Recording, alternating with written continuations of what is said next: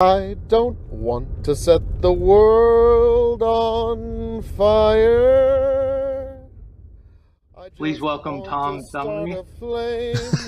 In your heart. I'm here, and your In white my privilege isn't heart, going I to save have you but tonight, okay, guys? one desire, and that one is you.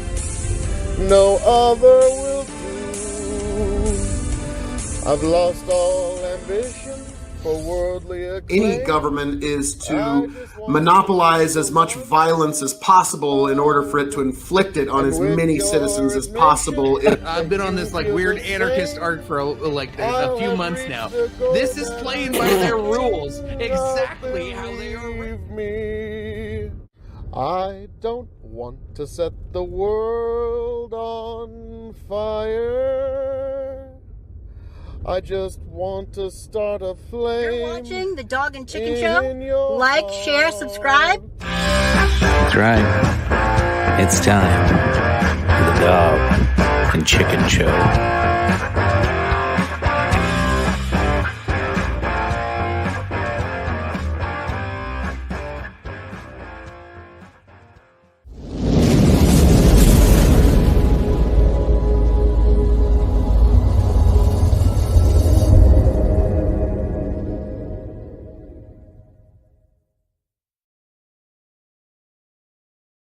Welcome back, ladies and gentlemen, to the Dog and Chicken Show, episode 193. You loved it so much. We're here for round 2, bitches. I was looking up top 10 90s porn stars right before we started this. I'm going to have to go change my pants. Anyway, I'm Chicken. Find me on X at Bark and Cluck. Yeah, this should be a fun show. That's the way you open it up, Tony. That's how we do this. Not only does he make cowboy hats sexy again, but Hawaiian shirts now. I need to go buy me one of those as well. What's up, brother? It is I, your 15-time Revolutionary Wrestling Podcast champion, quadruple distilled, non-chill filter, Tony fucking G. You can find me on the TT at Tony the Rod. You can find me on X at 1995 Redux. You can find me on the Big Buckin' Empire, the Dog and Chicken Show, Hazard Analysis, and Revolutionary Wrestling Podcast at Linktree/Big Buckin'. And of course, if you become a paid subscriber on the Facebook, $5 a month, you can make us drink every hour on the hour. Or if you can't wait that long, you can go to buymeacoffee.com/Big Buck and spend $5 towards the cause and make us drink whenever the fuck you want. Now that that's all out of the way, yes, we are back for another round, part deuce of the 90s nostalgia, folks. We're back again. It's the Dog and Chicken Show, episode 193. And as you can tell by the Saved by the Bell background, we go in nostalgia. Yeah. No, like weird 90s puns as like we did last time. No, we don't need to waste 20 minutes on that again. True. Oh, wait, no. True dat. Oh, shit. True dat. In the he's a. Yeah. Some of those were just as bad, if not worse, than what we do today. Like, no cap. Oh, yeah. Yeah, no. Honestly, I don't think we've evolved any in terms of slang terminology. God, no. I think we got dumber. We have definitely devolved. 100%. Keeping it 100. Yeah. Not 90s, but it's, yeah. I don't feel What's up? Yeah, there. That's back a good. Bedweiser was good. Well, yeah. About that. You know, back in the 90s, did you ever think somebody would go, hey, one day, Bud Light's going to make a can with a tranny on it, and the marketing scheme's going to go horribly backwards, and they won't apologize for it, and they're going to lose 25% of their customer base. And Modelo, which in the 90s, if you would have said Modelo in the year 2023 will be the number one beer. Yeah. No, Yeah. I wouldn't have guessed it. Yeah, I would not have placed that bet. Tell your young self that. And yeah. It's been like, hell no, it's going to be Mike's Hard Lemonade and Zima. Oh, God. Zima. Jolly Ranchers and Zima, baby. Fucking right. Zima, yep, man. I may have grabbed a few. Yeah. Anyway, Those always led to the best nights. It led to heartburn. Yeah, true. I don't know about best nights, but it led to heartburn. Fun nights. Mad Dog led to the best nights. Yeah, I don't remember those either. No, I don't. Yeah, no, I don't remember a lot. Anyway, what's the first time machine fun we getting? Oh yeah, what are we drinking tonight? Yeah, what are you drinking? I'm going through another bottle of Buffalo Trace. However, I might jump over. I don't know. I'll surprise you. I don't know yet. I haven't really thought about this. glad you thought about it. I don't know. I might surprise you. I might just say fuck it. I am sipping on some Cooper's Craft 100 proof. Very nice, simple bourbon. 50% ABV. Oh, God. Delicioso. I'll end up doing. I'm going to jump into this little guy, the Heaven's Door Double Barrel. Oh, that's a good one. It's a very nice one. That was a good one. We got to review that one a couple months back. Yes, that's we good did. Stuff. That was almost a year ago, actually, I think, when we reviewed it. It's been that long? Yeah, it was when I first moved back to South Dakota, which I was living in that house by myself with my family was still in Iowa. So it was late July, early August. Wow. Crazy. Yeah. Okay. I've literally... Time just doesn't work anymore. It's just broken. Yeah. Lived in 3 houses the last 12 months, owned 2 of them. Fun times. Yeah. Now you spend every waking moment doing demolition and construction and gardening and canning. And dude, my tomatoes are so good right now though. Oh my God, they're perfect. Are they? I was wondering, when did you turn 70 some? I don't know. How old were you in the 90s? 50? Shut up, fat. I'll have a corn pop story for you here pretty soon. Keep that shit up. No, watch it. Speaking of corn pop, we have not had an appearance from one Joe Biden in a long time. It's been a stretch. Okay? We have. I don't know. He hasn't been around. I feel like it's probably time he made a comeback. So we got some questions for him soon. Like, yes, very soon. Yeah, it's crunch time. We need to get some answers on between documents and his in protecting his beloved son Hunter. And he admitted he's got a new grandchild finally. That came out. So crazy times for the White House. Yep. And they're taking away. They got rid of like 40 some press members because they changed the requirements to get in. So like a bunch of press members can't get into the White House now. Weird. It's almost like there'd be a reason for that. No, like it's like they're gonna ignore the First Amendment and suppress like certain media outlets from being able to report on the president. Only Donald Trump would do something so heinous. Donald Trump actually tried to do something similar to that, but let's indict him again. Yeah. Let's do it. Let's do an indictment during an indictment. Let's just get on top of the next. What did he say? I think it was today or yesterday. He goes, I think I'm one more indictment away from clenching up this nomination. I was like, yeah, pretty much. Kind of are at this point. Got it. Kind of having the opposite effect you want, Democrats. I don't know what the fuck you're doing. Working so well. You got idiots thinking doing it will cause Democrats to win because they beat Trump before, which like I can at least get that logic, but I went back and was watching videos of Biden 2019 and 2020 Biden. Way sharper than he is now, and that's saying something. That's pretty weak. We were making fun of him in 2020. We were like, that's when his stuttering came back, and they had to make up that story about him having a stutter when he was a kid. That was not a real fucking thing. No. Dude's been in fucking politics for fucking 60 years. He's never had a stuttering problem until all of a sudden 2020, and they're like, "How dare you make fun of him? He just got over went that into remission." Yeah, and then it came. It went back into out. remission for like 65 years, chicken. How can you be so insensitive? I just, yeah, that was just baffling to me. I'm like, he never had a stutter. What the fuck are you talking about? Even if he did when he was 8, the fact that his brain has devolved back to 8-year-old Biden and he started stuttering again, that is a good problem to like address. Like, we need to talk about that. If that's what really is going on, yeah. Very concerning. I wish the comments were working. I know. I wish they were too. Yes, grow the farm up. Destiny is a cuck. That is 100% true. We know this. Yep. We have confirmed this. You can save your gin shots for Phil. We're trying to get Phil. I don't know. He doesn't like these 90s nostalgia things, especially if we're going to talk about porn stars. Oh yeah, you shouldn't even said that. He's going to be like, nope, out. I'm prude. I'm a virgin.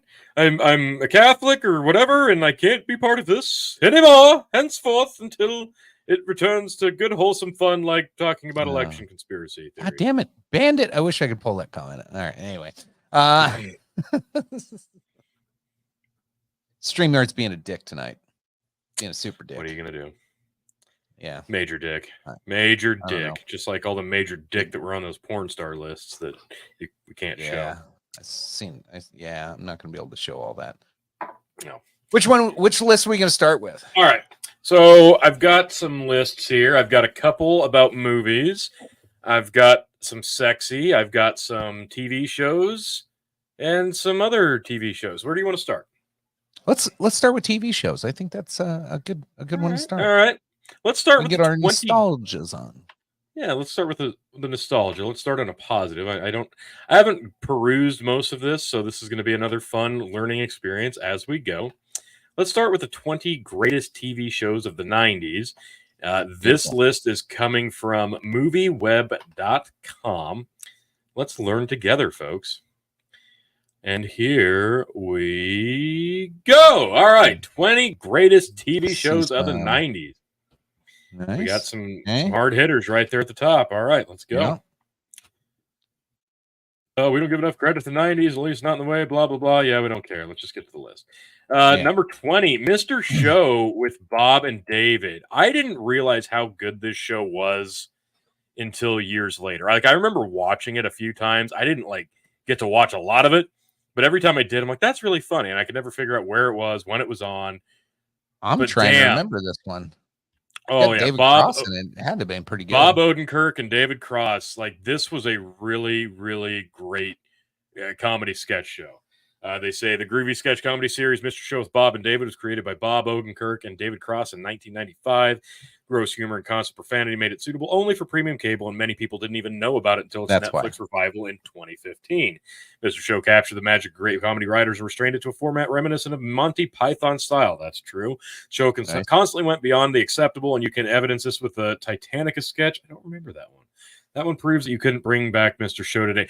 The one I remember vividly to this day, I will never forget it. There was a PR agent. What the fuck? Purina Dog Chow. Great. There's an 80s, 90s hair band talking to their PR agent, right? And he's like, look, guys, you've got to calm your shit down. All right. You're getting a little too out of hand. You're partying too much. PR's bad right now. And there's some speculation that you guys might be, homosexual. And remember, this is the 90s, so we could talk about stuff like that. It was still an insult, not stunning and brave. So they're like, no, we're not like that. And it kept going through this bullshit, and it just kept proving that they're totally 100% gay. It was hilarious.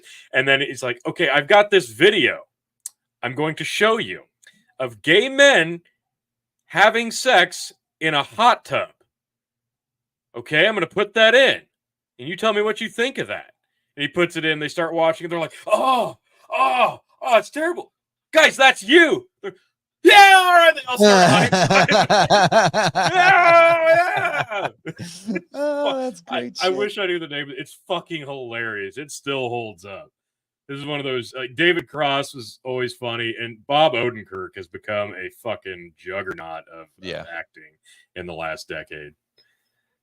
Better Call Saul, Breaking Bad. This guy is, he's a really great actor. Great. I'm only like 2-3 seasons into Better Call Saul. I love it. I just finished it a couple of weeks ago. Finally, just finished it. It's like one of those ones I watch like in the hotel when I'm all alone and have nothing to do. Like I was like, oh yeah, Better Call Saul. I haven't watched that yet.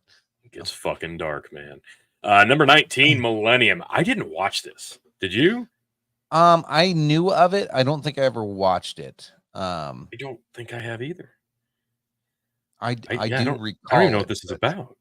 Millennium has always been a great companion to the X-Files, and there's nothing more accurate if told the story of an FBI consultant who had the ability to read people's minds. Yeah, that's right. Of course, they used the talents to dig into cases of serial killers and other monsters, but there was much more to the story. Ratings were always super high, and when the show was canceled in 99, we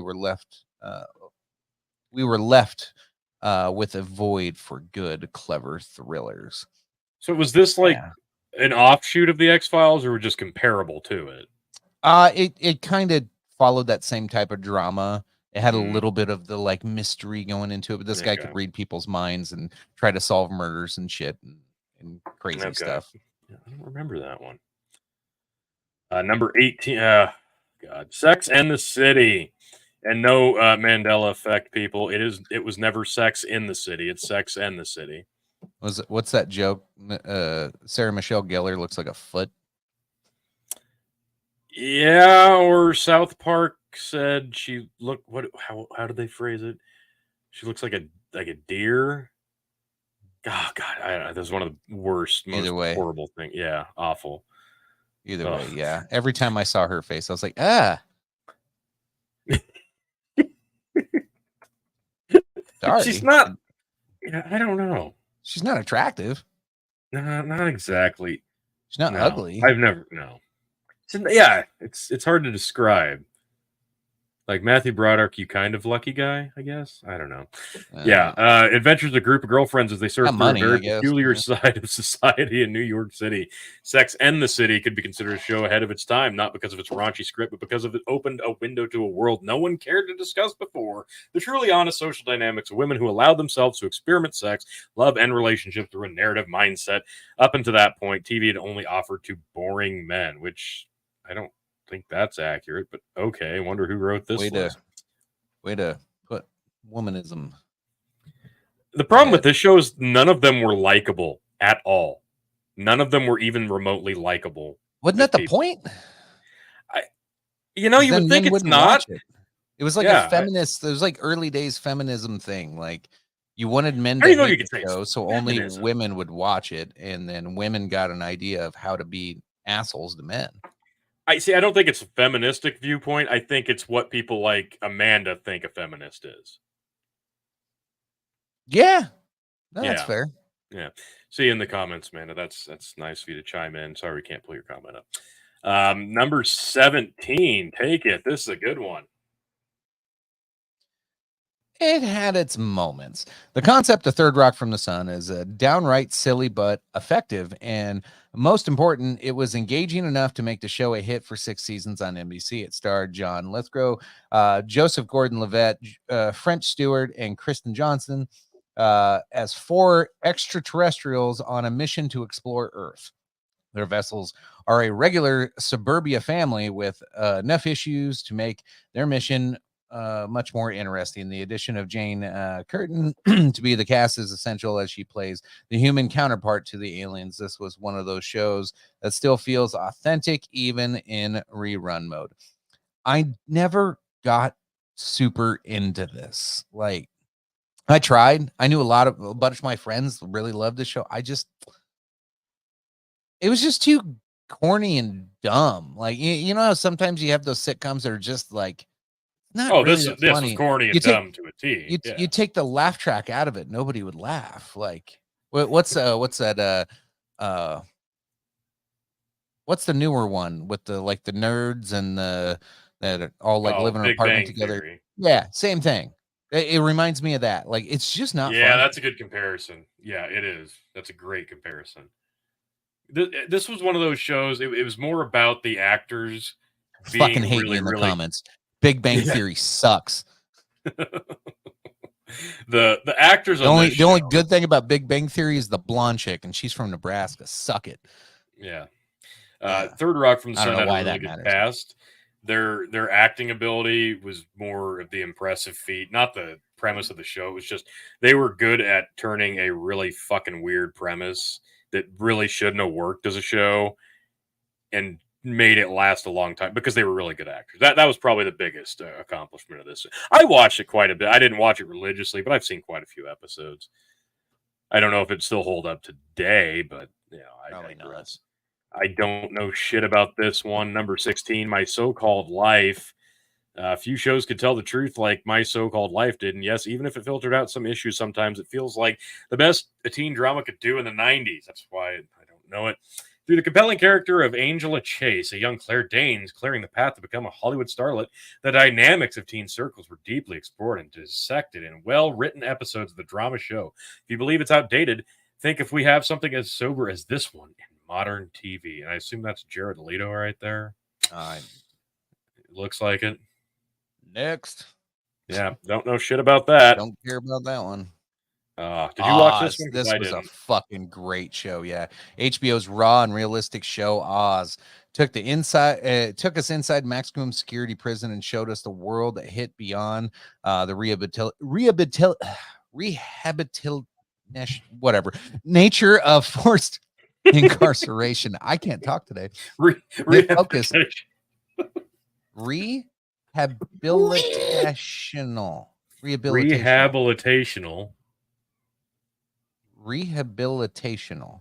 There you go. Nature of forced incarceration. It focused on the conflicts between the segments of the population that tilted towards any side when facing the need to survive. Harold, I don't even want to try. J.K. Simmons and Dean Winters shine as part of a fantastic cast assembled. Confirmed that HBO had the budget to retain them for these shows. This one's still hard to watch today. This was a fucking awesome movie. This is like, you're talking fucking time of Sopranos and like some really hard hitting, edgy shows. This was fucking good. It was a fucking like highly violent criminal prison drama. Yeah, you had all your factions and a lot of what we think of today of like prison shit comes, it comes from this. It was pretty brutal, pretty raw in some of the scenes. It was the black dude in the wheelchair was like, he was kind of like the narrator through a good chunk of the openings of it and telling the story of the new guy that came in or what's going on in the story. And there was always some pretty good lessons, but fuck, that show was good. I never did get to watch them all, but I watched quite a few of them. Fuck, man, I was always intrigued every time it came on. Great show. Number 14. This is one that I watched pretty religiously. That 70s show. Lives of teenagers growing up in the 70s perhaps wouldn't be taken today as a valuable subject for a sitcom. We seem to be pretty disconnected from the culture of such a peculiar decade. But that 70s show proved you only needed to have a great cast, a refreshing script to make a successful TV show that still gives people a lot to talk about these days. Never too early to rewatch this one from beginning to end. Try it. You'll have a very good time. This was a great example of a cast that had really good chemistry. And finding a large-scale cast that had good chemistry, that's hard to do and maintain that chemistry for several seasons. And they did that here. And the proof of how good the actors on this show were, you could forget that you were watching a sitcom based in a specific decade, even though it was glaringly obvious from the story and the clothing and the plot points. But they were good enough you could get lost in it and forget that was what the premise of the show was. This launched a lot of people had really great careers before and after this. Kurtwood Smith, one of the greatest TV dads of all time, even if you hated this show. Topher Grace, Mila Kunis, Ashton Kutcher, not so much these days, Danny Masterson, but yeah, I've probably seen this whole series at least a couple times through. It has some really great episodes, even if you don't like sitcoms. I wasn't a huge fan of it, but it was way better than Third Rock from the Sun. Like there was actual jokes in here that you could actually laugh at. And then they would do they would never say they were sitting around smoking pot, but you knew they were all sitting around smoking pot, Yes. and it was the unsaid jokes that were going on in the background too, sometimes with mom and dad. Like it was as family friendly as you get and still be somewhat funny at times. Now, I'm not saying it was a great show by any means. I don't know, when it was on and there was nothing else on, sure, I'd have it on in the background. I never got too much into it, but I didn't shit on it. Like some of them they had a couple of good episodes here and there that I was like, that was pretty good.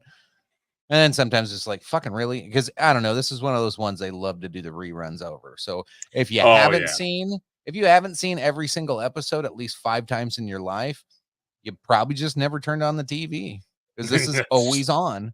Yeah. That is 100% true. That's how I started becoming a fan. Like, I didn't start watching this until like the last season was about to air. And then I started like binge watching because, yeah, you're right. It was always fucking on. Probably still is today.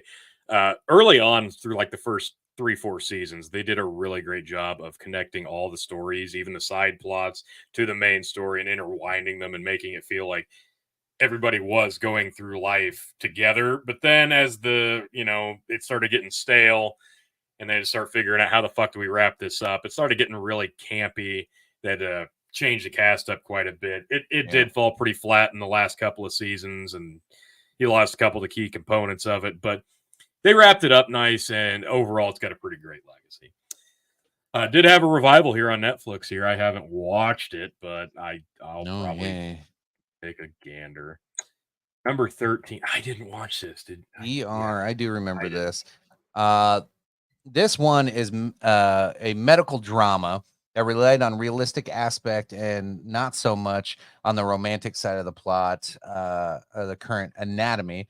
That's still going on. Created by novelist and physician Michael Crichton, I don't know. But yeah, this is the big George Clooney one. It launched careers of George Clooney, Noah Weil, and proved people were more interested in drama than formulaic sitcoms. 331 episodes may sound excessive, but we guarantee that only a handful of them feel unnecessary. This was kind of this launched a whole bunch of different shows. Like you start thinking, like they talked about anatomy, but a whole bunch of different, like a different way to look at a drama and like look at it into the most realistic and intense like places you can put people. And then even launched like some comedy ones. What was the one with the doctors that was the comedy one where fucking goddamn, what's his name? Anyway, Scrubs? Scrubs. So like Scrubs wouldn't have existed without ER being around because ER was so damn popular, and they're like, let's do an ER but funny, and like do the drama of the whole hospital. So there'd be no House without ER. Yeah, exactly. I feel like House ER was like the ultra dramatic version of ER. Yeah, I think ER was kind of the concept of what if we took General Hospital out of the soap opera genre and brought it to drama. And George Clooney, Jesus, like it's hard to imagine, a bigger star being on like this show made him the most eligible bachelor, the sexiest man alive at the time. Yep. There you go. ER at 13. Number 12. Wow, that's pretty high up for this. Oof. I think this is a lot more important than number 12. The Simpsons. Yeah, the next one's going to be pretty good. Yeah, they kind of have to be. Simpsons, they're still going, for God's sakes, and it's 2023. They're in like season 50 by now. Good God. Simpsons rewrote the rules of animated television in the early 90s. Here was a family that never followed a friendly moral code and exploited the unrevealed but safe decadence of suburbia. All through a series of characters made Springfield the place we all would love to live in. A fact that's still going on, still successful. Proof good writing never fails. World of primetime television. That was a great voice cast. Hasn't lost value in decades, even if it's evolved a bit. And that's true Simpsons up into a certain point. Simpsons did it. Simpsons did it. Yeah, and we're at this point where now we can look back at 40-some seasons of The Simpsons and see, holy shit. Everybody's like, oh my God, The Simpsons predicted. No, they predicted everything. Now we're just waiting for it all to happen. No, there's been so many episodes of The Simpsons that eventually things were going to start becoming reality. Like President I do Trump. love like the 9/11 conspiracy theories and shit like that come from The Simpsons. But they say here it's evolved a bit. Fun. Well, I don't know if it's evolved or gotten to the point where it's gotten harder for them to navigate the waters of woke PC culture, because that's kind of what's more important. Like The Simpsons is so established, it's pretty safe from scrutiny, but even The Simpsons isn't safe from scrutiny because what the voice actor, what was his name? Henry Caviezel, was that it? The one that voiced Apu. He had to apologize for voicing Apu for 25 fucking years. Like he's the asshole. He quit, didn't he? Yeah, he's like, "Oh, I'm sorry." And they had to replace Apu with someone who's an actual Hindi voice actor. It's acting.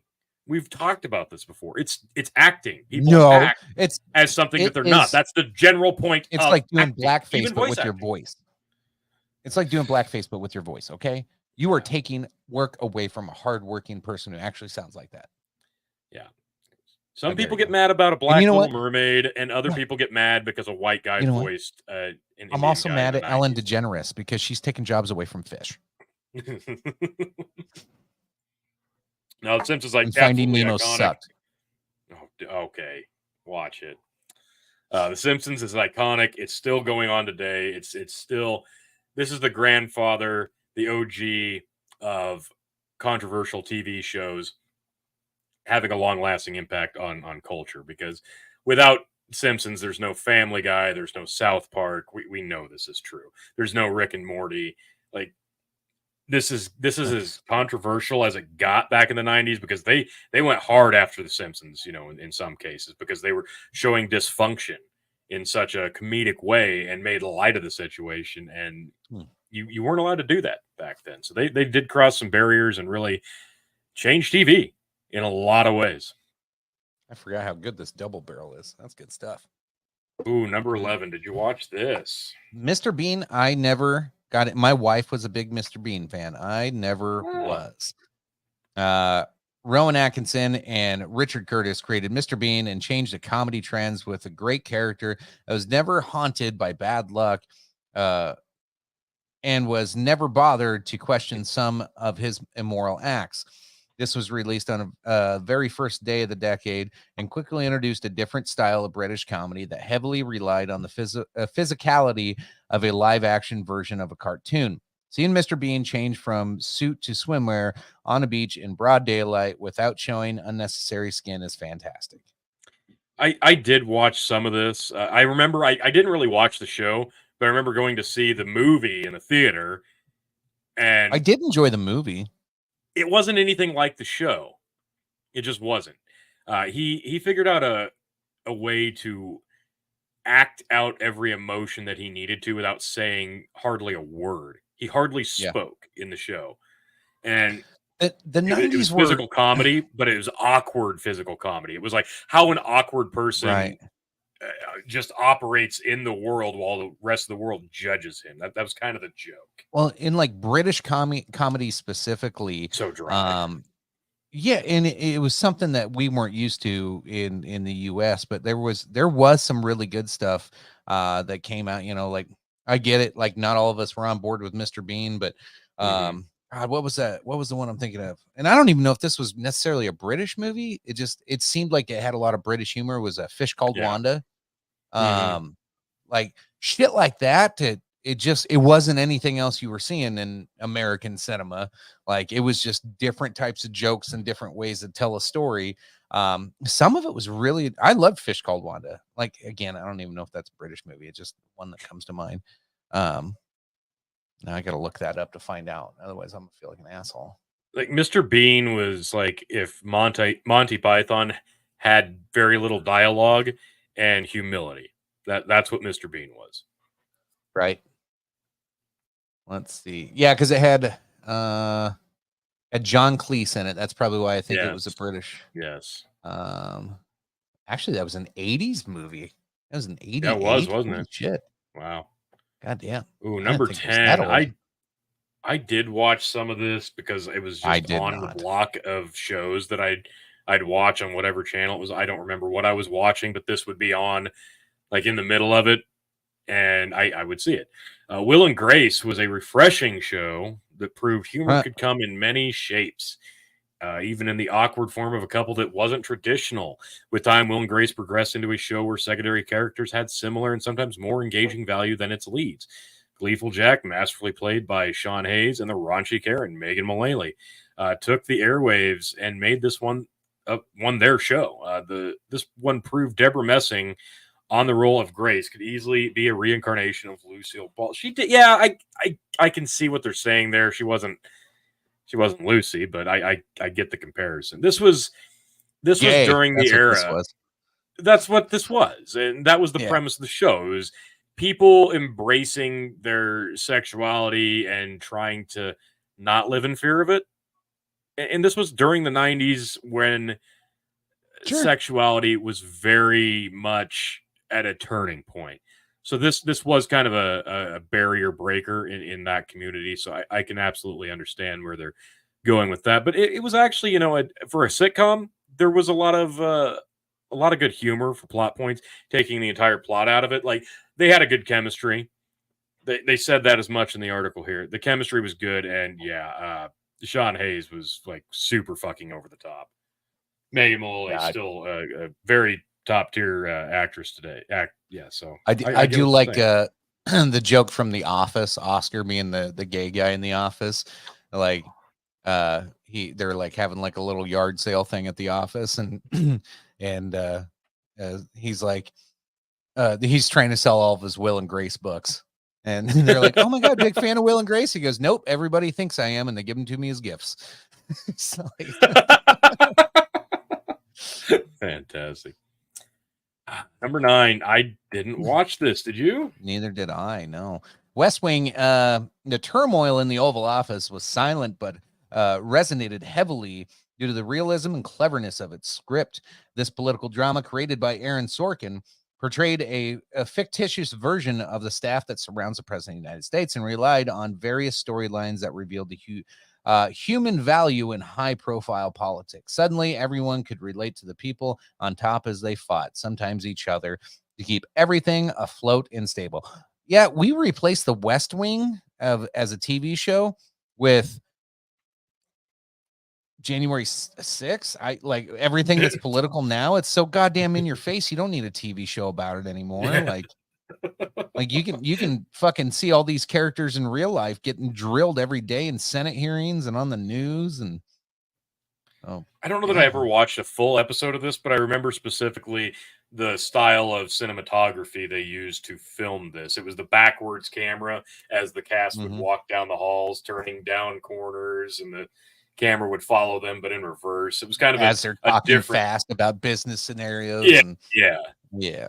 That was the lasting effect there. That I didn't watch this though.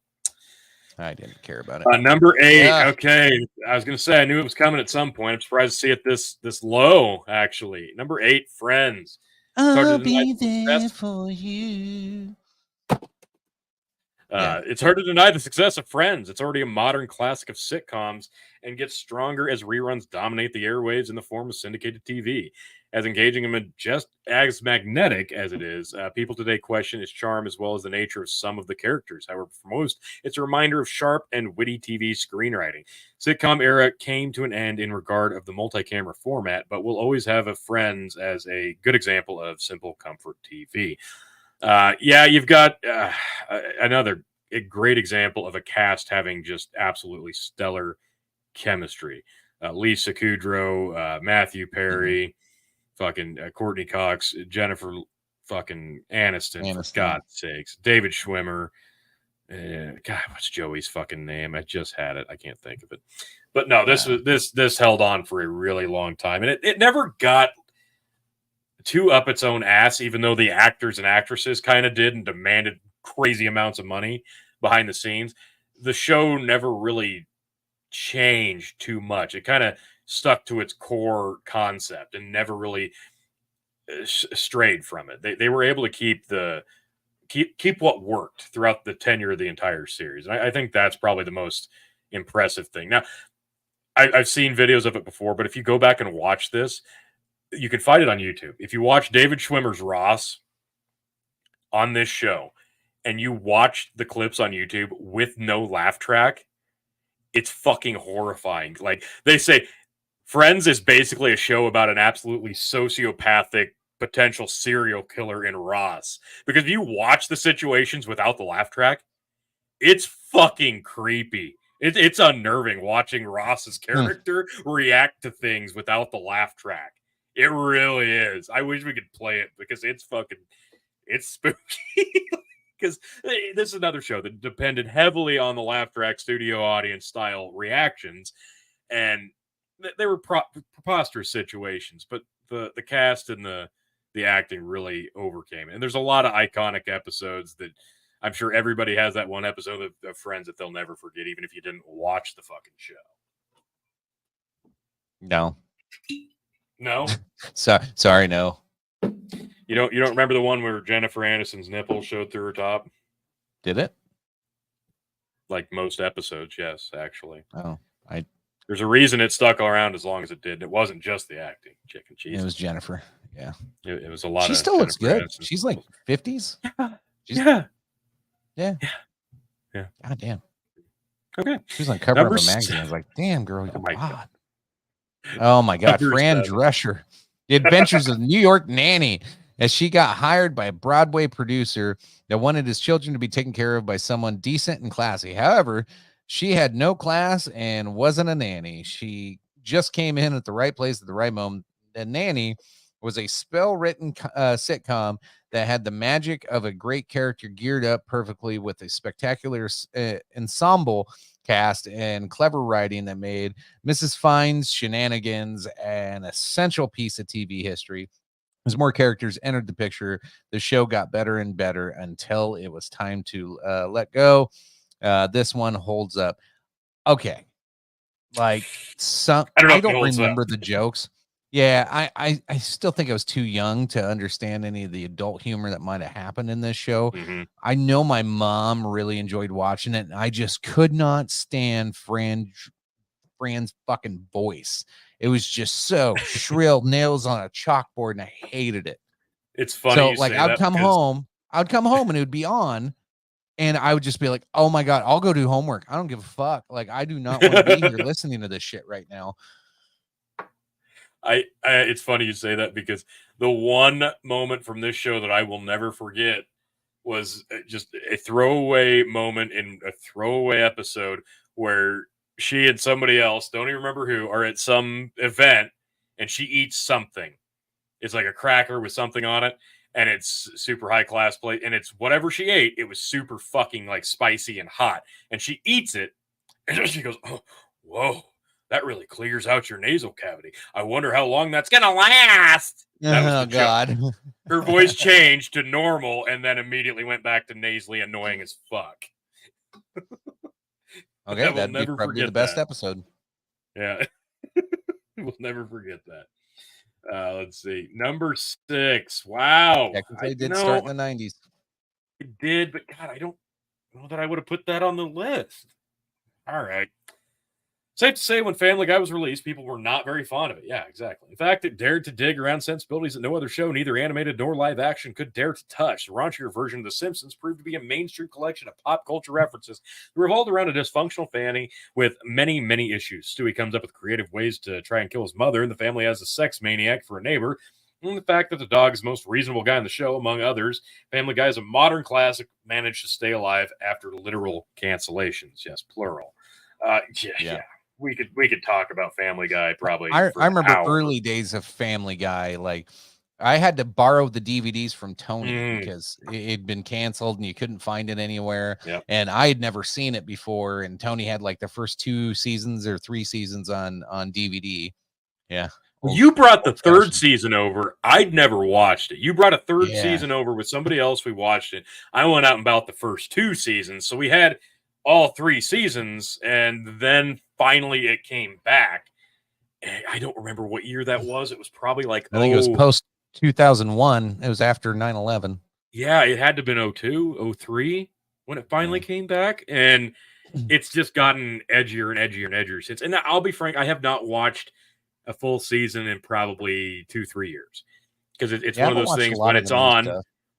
I haven't, because when people started cutting cable, this is one of those shows that was going to be right in the crux of that, because you're going to wait and you're going to watch and binge watch it on like a Hulu or whatever. They're in the and that's one of those shows that I'm like, oh, I'm going to sit down, I'm going to binge now. Wow. Yeah, the fact that this has been canceled multiple times and then came back, and then when it finally come back for the last time, it's managed to really become a cultural phenomenon. Like, this is another show. Yeah, it wouldn't be here without The Simpsons. I don't know that I'd place this above The Simpsons in terms of greatest shows of the 90s, just because The Simpsons was the crux of this. So, I don't know. Interesting choice to put it that high. This is more of I see this more of a 2000s show myself. Yeah, but, it didn't come out till 99 originally. Yeah, so exactly.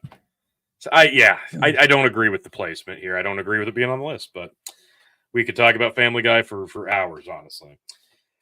Here. Oh boy, X-Files. number 5.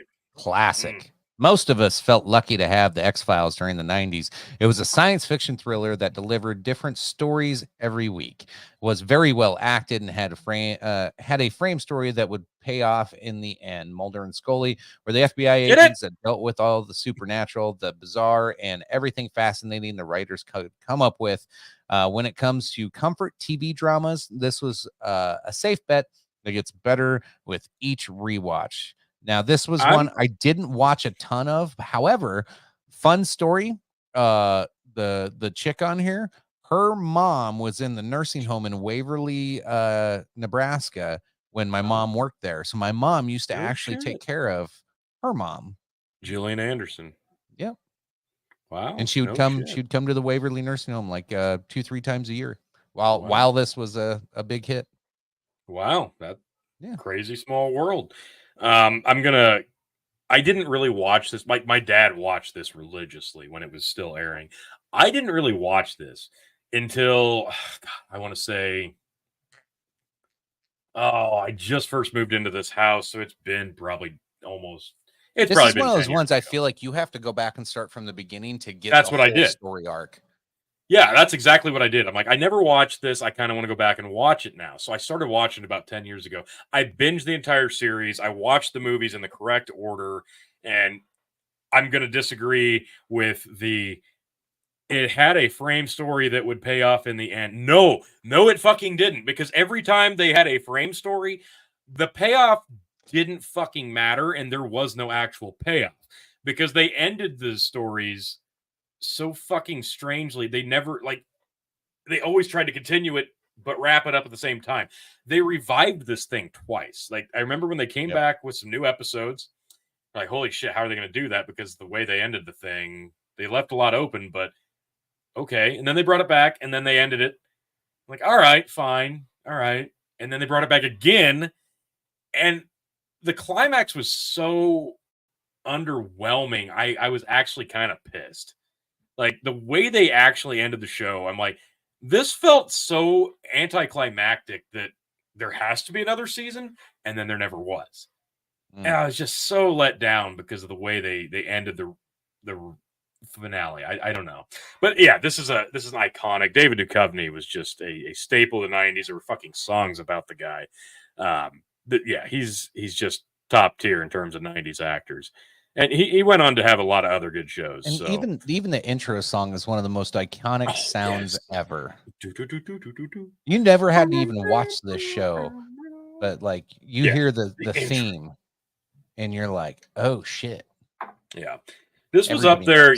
You know, this is up there in terms of science fiction classic. Whether we're talking movies or shows, this is up there because it had such a wide array of topics, from cryptozoology to paranormal to aliens to time travel, whatever. There was such an interesting way to go about it, and the involvement of the government. It was just such a great concept. Even though it got a little overwhelming with its own writing at times, this was such a great show. Here you go. Go ahead. This one's great. HBO's The Sopranos is essential television. This tells the story of a mobster boss who seeks the help of a therapist after finding himself in the moment of crisis. But after a couple of seasons, The Sopranos evolved into a kind of show that felt more intimate and personal. Tony Soprano was a strong and intimidating man that was forced to find the balance between serving as a family man and managing the crime organization he was handed. This one is worth watching over and over again. I 100% agree. I still make jokes about ducks and pools, and only people that have watched The Sopranos know what the fuck I'm talking about. Like if I see ducks in the water, I'm like, goddamn ducks in the pools, man. I just want to start crying. Like, unless you watched it, you don't know what the fuck I'm talking about. It's a fantastic movie, and that description is pretty spot on. Like, it starts off with this like, holy shit, how you gonna be a New York City mob boss and be a therapist? Like, and like going through that, and nobody can ever find out that I'm going to see a therapist, and like he kills people over less shit. So it's like, oh God, what happens when people find out he's seeing a therapist? Like, this thing went on for several seasons, with crescendo after crescendo, and like it just like you're like, can't get better than that last season. No, yeah, it can, and then they just keep doing it. The characters in there, like the mom on here was like, we all have a mom that stresses you out to no belief, or know somebody who's got that mom that just like puts him to the edge. His mom is one of the best characters in this fucking show, that creates this like weird arc of family drama on top of being a mob boss, on top of keeping his family and wife together. It's like, and then you got his mom just being an asshole on stuff, just to be an asshole, like because she wants attention and she just wants him to love her. Like, it's just such a weird combination of like real shit on top of like, nobody would really be going through that much, would they? They're like, fuck, man, that would suck. No, it was great. I wish they would have made the movie. James Gandolfini unfortunately had passed away soon after they wrapped this up. So they had talked about making a movie. We didn't know if it was going to be like before he became the boss, or if maybe the movie was, maybe he really didn't die in the last episode, because they left you on a cliffhanger where the screen just goes black. So it's a lot of up to interpretation, directors, writers, a couple people throw a couple wrenches in there to make you think that maybe he didn't actually die. But that would have been for the movie, and we didn't get that. So unfortunate, but it's worth going back and watching. If you got HBO Max, go watch this. It's fucking great. All right, number 3. I didn't fucking watch this. Everybody says it's incredible. It's Freaks and Geeks. It really doesn't get any better than Freaks and Geeks when it comes to comedies that constantly step on drama territory. Coming of age TV series ended abruptly, and people are still mourning the show that a couple executives deemed unnecessary for modern TV. At least we'll always have reruns and group of teenagers growing up near Detroit in the early 80s and dealing with the many issues that made them either freaks or geeks. Created by Paul Feig and forever sponsored by Judd Apatow, Freaks and Geeks is everything a teen comedy drama should be. This is like why Seth Rogen never heard of this. Am I crazy? Yeah. Oh no. This is I didn't watch this, but this is how Seth Rogen became a thing. Let me look up the cast real quick, because it's actually I've never heard of this show. Linda Cardellini, John Francis Daly, Martin Starr, James Franco, Jason Segel, Busy Phillips, Seth Rogen. Who else? And some of those names you're like, who? But you'd see him, you'd be like, oh yeah, her, him. Natasha Melnick, Lizzie Kaplan, Kayla Ewell, Leslie Mann. This is another Sarah one of those. Hagen, It says the first episode was in Shia LaBeouf. Yeah, exactly. I'm like, again, I think this is more of a 2000s era, but whatever. Yeah, this had a really, really who's who cast at one point. Like, they had great cameos. I didn't watch it really, but it launched a lot of careers and really put Judd Apatow on the map.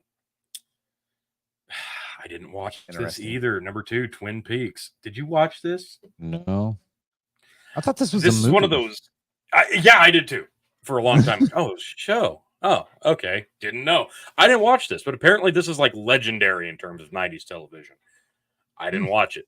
Twin Peaks is David Lynch's only foray into television, and what a show it is. Town of Twin Peaks gets shaken by a brutal murder after a very peculiar FBI agent arrives to investigate. We enter a world of horror, multiple dimensions, and, well, you decide.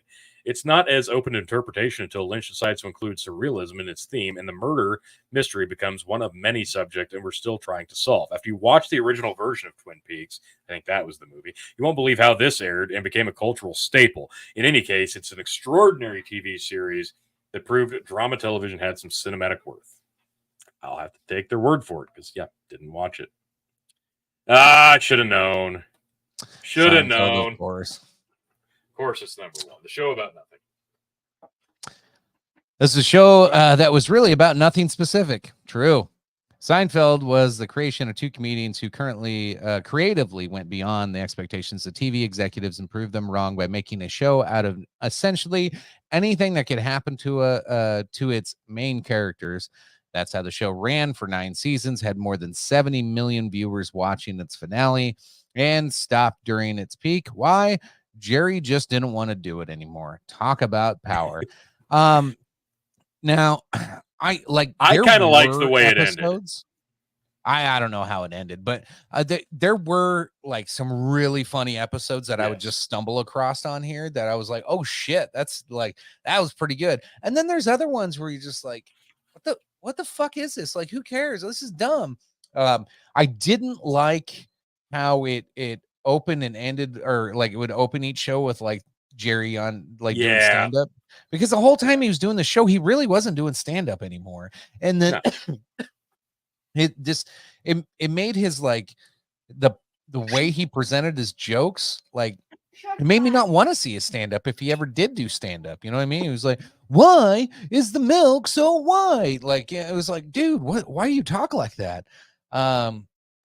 And then you get into the show, and then the show, like, you could see why you might talk like that and then make it more fun. But yeah, there were some really good episodes. There were some not so great ones. I really didn't like the format of the show, to be honest. Like I said, with that opening up with the stand-up comedy routine, but Jerry is funny though. And from what I understand, his actual stand-up is actually really good. And those stupid little one-liners he would do on these things was, it was what it was. So, this has a lot of, okay, just drink. Kids, drink. I've been involved, Sorry, trying to not break rhythm here, but this is one that has a lot of rewatchability if you were a fan of it, because there's so many ludicrous situations. It's one of those shows that, yes, the plot of every episode, get the hell out. Thank you. Frank. Bye. Every plot point of every episode is so ludicrously stupid and not realistic at all, but you are able to get lost in it because it's a group of 4 people that somehow manage to make every situation that they're put in so much fucking worse because they're just such assholes at their core. It's funny that they're assholes, but they don't see how gigantic of an asshole that they all individually are. They're so all narcissistic and self-absorbed that they can't help themselves but make every situation they're in completely fucking worse. Every story snowballs into such a ludicrous finish that's the funny part of the show. Fucking Kramer is one of those characters that will go down in infamy. He's just so over the top, and he was so infamy. Good. Yeah, that's the word. Yeah, for many reasons. He was so good in the role. Like, even today, like just a couple weeks ago, I had somebody reference an episode. I'm like, I don't remember seeing that. And then they play the clip. I'm like, oh my God, that's hilarious. It's so stupid and over the top. It makes no sense, but it's fucking hysterical. The writing was really ahead of its time. The dialogue isn't great. It's not relatable at all, which is why it kind of set itself apart from other shows on at the time. They're also carefree and nonchalant and self-absorbed. It's just so unlike, and that's why I really like the finale here, because in the finale, the 4 of them travel somewhere, they see somebody get robbed, and they film it, I believe, and that ends up getting them. There's some clause about like the Patriot Act or something like that, where you don't help a citizen in need, and you are now in trouble for it. And they're such unlikable people. that they actually go after them for this. And they send them all to jail, and they bring all the people that they've wronged from the series in to testify against them. And it just exposes what giant pieces of shit they all have been throughout the entire show. So this one really did wrap up nicely. It went out on top. Not a lot of shows can say that, and especially considering what they were making. So yeah, I can't really disagree with Seinfeld. I still got buddies that watch this like religiously. Yeah. This is one of those king shows of the 90s. Yeah, this is definitely up there. Well, there you have it, folks. There you have it. 90s TV shows. Were there any shows that we didn't get on this list that you feel like should have been on Roseanne? The list? Oh my God, yeah. And we wonder why that wasn't on the fucking list. Yeah, because the list was probably made recently. Yeah, wonder why. One that I will die on this hill, Wings. Nobody watched Wings. Yeah. Nobody watched Wings. I fucking loved Wings.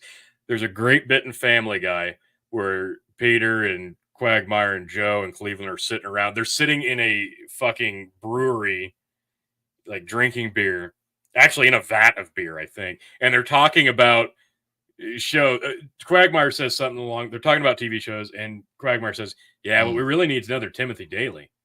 And they sit there like, what? Yeah, Timothy Daly. He was Joe on Wings. What's that? Come on, Wings. The show. It's great. It was a great show. Wings. You guys remember Wings? Maybe was there a fat guy on that? Yeah, it was Roy. He was hilarious. Yeah, I don't know, Quagmire. I don't really remember that show. God, I can't believe he gets all pissed up. Where are you going? No, forget it. He gets out.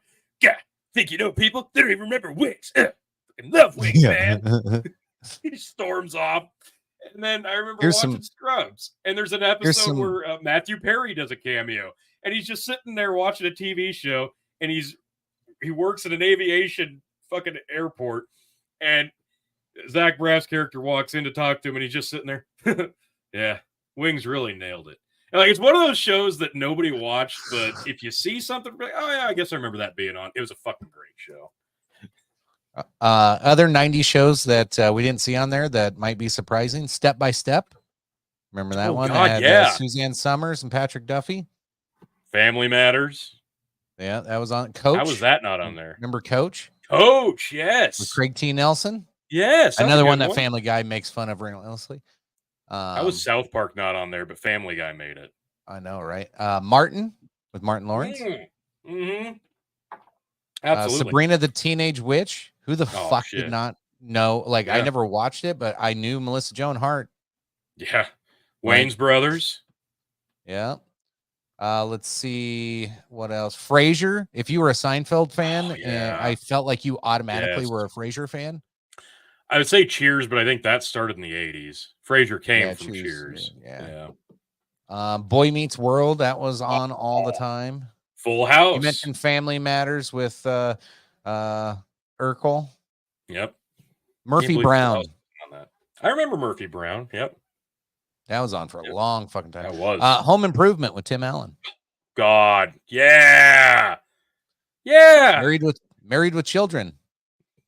Okay, yeah, that list is completely invalid. Married with Children wasn't on there. Al Bundy is one of the best TV dads ever. Somebody, I can't remember who the actress was now, got offered the role as Peggy. Oh, Roseanne. Roseanne originally was offered the role as Peggy, and Peggy was going to be the shoe salesman. So Roseanne would have been the shoe salesman, and Al Bundy would not have been, the shitty husband. They wanted to have it be like a bitchy wife at home. That was the original concept of the show. And then when Roseanne turned it down, that's when they switched it up, made Al Bundy the shoe salesman, and then made him the asshole of the show. So funny how that works. Saved by the Bell, of course. Full House, obviously, and Fresh Prince of Bel-Air. How the hell is that on? Yeah. Not on there? God, no kidding. They missed a lot, and I don't know. I guess we needed a bigger list, but I digress. I'm going to keep it in vein with TV shows. This one's a little dark, but this one's always kind of fascinated me. I've seen this list before. I've seen these theories before, but some people might not have seen these. It's kind of creepy. It's kind of cool. Makes you think a little bit. I've always enjoyed this. It speaks for itself. So I'll just pop it up here real quick. Let's get into this. 13 mind-blowing fan theories about 90s cartoon shows. This is coming from Ranker, but you can find this on multiple websites. Number 1, the kids from the Magic School Bus grew up to be the Planeteers on Captain Planet. Now, if you look at the characters on both shows, you can see a direct connection about, okay, as kids and then as adults. I think that's a little racist. They're saying that all certain races look the same. That's what I gather from that. Yeah. Let's get back to the racism. Yeah. Thank you, Trey. Back to the racism. Yeah, I agree with that one. I actually like that. In Pinky and the Brain, Pinky is actually the genius. In the theme song, it's a fucking great show. In the theme song for Pinky and the Brain, the lyrics specifically tell us that one is a genius, the other's insane. However, have you ever wondered why they don't specifically tell us which mouse is which? One fan theory argues that Pinky is, in fact, the genius of the bunch. Brain is the insane one. If you think about it, it totally makes sense. The insane megalomaniac Brain is trying to take over the world every day, and by playing dumb, Pinky is able to thwart him time and time again, saving the world and leading Brain to believe it was only an accident. Yeah. Yay or nay? I guess I'll give it a yay because it doesn't matter. Like, it was still a cool show. Right. Yeah, it was a great show. If you want to think voice acting is really good on this. It doesn't there's no consequences for thinking that. I don't know. Because I always thought Brain was pretty dumb because half of his fucking plots were stupid anyway. So yeah, they were always very, very contrived. But again, it's a kid's cartoon. So I'm gonna go with nay. I think the implied was that Pinky's an idiot, but whatever. Number 3, the strange events in Courage the Cowardly Dog are all normal. Courage the Cowardly Dog first aired on Cartoon Network in 1999. The concept of the show is simple. Courage the dog lives on a farm with his owners, Muriel and Eustace. And every episode, a scary creature, person, or monster visits the farm and terrorizes the family. Courage eventually confronts his fears and foils the monster's plans, thus saving the family. One fan theory, however, presents an opposing viewpoint. What if the monsters that visit the family each week are merely regular people being seen through the eyes of a dog? In other words, the show is not about literal monsters who are haunting a family, but the overactive imagination of a dog and how it perceives the world around it. I think this one makes way too much sense, and that's probably the intended idea behind the entire concept of the show. Sure. Like, I don't know. I didn't watch this show that often. I didn't really watch it either, but yeah. Like, I don't know why you want to get so meta with that. No, meta's the thing to do now, so we got to make everything meta. I guess. In SpongeBob SquarePants, Bikini Bottom is the result of nuclear testing. Ever wonder why Bikini Bottom and SpongeBob SquarePants is so weird? One fan theory offers an explanation to why a sponge would be talking in the first place. The Bikini Bottom is actually named due to its location at the bottom of Bikini Atoll. If you're not a history buff, Bikini Atoll is an atoll in the Marshall Islands between 46 and 58. More than 20 nuclear devices were detonated in this area, including bombs that were detonated underwater. Characters in SpongeBob aren't a bunch of goofy little creatures, but rather a bunch of mutated freaks. I'm in. I like it. I kind of like it. Even if it's not true, I still like it. Because it's such a weird fucking show. SpongeBob was a good show. It is another classic. I don't care what anybody thinks. Going to hold up. It's classic. Yeah. Bill Dauterive is Bobby Hill's father in King of the Hill. Oh, man.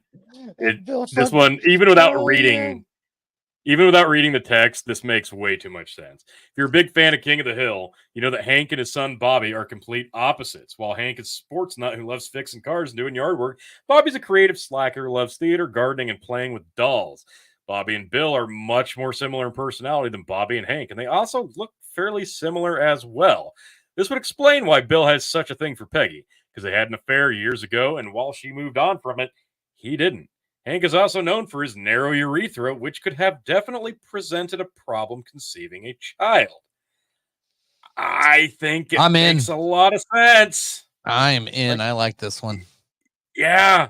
And it adds a different spin because it was always that Dale and his wife were the known couple in trouble with her having the affair with John Redcorn throughout the entire series. But what if Hank is actually the mindless idiot who doesn't see what's right in front of him, that he was being the cheated on hardworking too? I main think character of the show was getting screwed around on the whole time. I think this one makes too much sense. I'm in. That, and I've never liked Peggy on there. Agreed. Something about her. Hey Arnold. Helga is the main character in Hey Arnold. Hey Arnold was one of Nickelodeon's most popular cartoons in the 90s, but who's really the main character of the series? Obvious answer is Arnold. If you dig a little deeper, you can make the case that Helga is indeed the show's protagonist. Helga is the only character in the show with an extended monologues and is basically the only character that's ever going through an internal struggle. Show's title, Hey Arnold, is actually a quote from Helga as seen during the intro. I don't know. Kind of feels like a reach. I just don't care. Like, is this what feminism wants? You can have it. You can have this one. I don't care. I'm not fighting you. Number 7. You can have that shitty TV show. Ash Ketchum from Pokemon is eternally stuck at 10 years old. Well, no shit, it's a cartoon. Despite competing in multiple Pokemon leagues that would seemingly take years, Pokemon trainer Ash Ketchum never seems to age past the age of 10. Explanation? In one episode, Ash encounters Ho-Oh, a Pokemon whose Pokedex entry states it can grant eternal happiness to whomever sees it. Since Ash's eternal happiness is to stay young forever and capture Pokemon, he doesn't age. Sure, but how does that explain how I never got into any of this. I didn't either. Like, but everybody else, like nobody else ages stuff, either. Pokemon stuff, like I never got into it. I didn't either, but everybody else didn't age either, so I think this one's a reach. It's a cartoon, that's why I didn't age. Children in Ed, and Eddie are in purgatory. I like it. According to one popular theory, children Ed, and Eddie are actually all dead and trapped in purgatory. This explains why there are no adults in the show, why the series seems to take place on their little cul-de-sac, and why the children have blue-tinted tongues. Tongues turn bluish tint upon death. According to this theory, the children from the show all come from different time periods. Johnny died in the early 1900s, which is why he has a plank, the board, as a toy. Eddie was a fast-talking swindler from the Great Depression era, and Double D died in the 80s, hence his love for technology. Sure. I like it. It's a bit of a reach, but it's a different way you could rewatch some of those and go, oh, shit, okay. Yeah. It was really high when they came up with this, but... Well, that too. That's probably more along the lines of what's true. I didn't. Okay, I've seen this one before. Professor Utonium from Powerpuff Girls and Jack from Samurai Jack are the same person. Have you ever noticed how Professor Utonium from Powerpuff and Jack from Samurai Jack look exactly the same? One theory states that after his final showdown with Aku, Jack and Aku are both launched into a time portal, and that the evil Aku created, and as a result, using his own dark power, Aku is transformed into a liquid version of himself. Now, in a new world and time period, Jack dedicates his life to studying the liquefied Aku, or Chemical X, and eventually makes lemonade out of lemons by spawning the Powerpuff Girls from the same evil chemical. I'm going to say probably not. Sure. And you don't care. Yeah. Who cares? Yeah, I don't give two fucks on that one. Dr. Claw is the real Inspector Gadget and Inspector Gadget. It was a great show with a memorable theme, and the villain, Dr. Claw, was a mysterious figure whose face we never got to see. According to one fan theory, there's a good reason for that, and that is that Dr. Claw is actually the original Inspector Gadget. Supposedly, the original Inspector was a cop who died on the job, and since he was such a valued part of the police force, the chief decided to build a robot that looked and acted exactly like the original. Problem is that the man they modeled Inspector Gadget after actually survived, and after seeing how he was replaced by a robot, he became the nefarious Dr. Claw. Why do you think you never see his face? It's because he has the same face as Inspector Gadget. I kind of like it. Pretty dark for that show, but yeah, I like it. Yeah. I don't. This one's just depressing. Well, that's just mean. Yeah. Isn't it? Like, dude, like, you gotta bring it up. And like, he knows. Yeah, Callie Lowe. Kelly Lowe is terminally ill with cancer. Obviously, it's because he's bald. Oh my Sure, God, he's bald. Oh no. yeah. I never noticed. Yeah. That one's pretty self-explanatory. Yep. Could be a grain of truth to it, unfortunately. Oh God. Chief Wiggum and his wife are brother and sister in The Simpsons. This theory's a bit far-fetched, but to explain why Ralph is such a blithering idiot, Clancy Wiggum and his wife Sarah are very similar looking, almost like twins. They're indeed brother and sister. Then that would explain Ralph's extremely, extremely low IQ. I don't know. Kind of a reach. Maybe. Yeah, it might. I don't think that's intentional. I just think that's a dumb family. The one that makes way more sense if you actually look at them is that Barney is actually Bully Nelson's father, because they look exactly alike. And the other one, everybody's yellow in this show, which is some people have blue hair. Like, well, the other one, it started off early, was that Homer was actually originally meant to be Krusty the Clown. That's why they look exactly alike. But that was an arc that they never saw all the way through, so they kind of abandoned it, and they couldn't change the look of Krusty, so they just had to work with it. Yeah, Krusty was originally supposed to be Homer. That's proven, though. This is my favorite.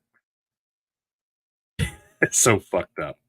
The babies in Rugrats are figments of Angelica's imagination. We all love Tommy, Chucky, Phil, and Lil in Rugrats, but what if none of the babies actually ever existed? It's what one popular fan theory claims, that the babies are merely a figment of Angelica's imagination. According to this theory, Chucky died with his mother as an infant, which explains why his father, Chaz, is nervous all the time. Tommy was a stillborn, causing Stu to go mad and spend all of his time in the basement building toys for the son he never had. Finally, the DeVille family ended up getting an abortion, and since Angelica didn't know the sex of the baby, her mind created the twins. Well, the creators denied the theory, apparently. Well, they are allowed to do that, but that doesn't mean it doesn't have some merit.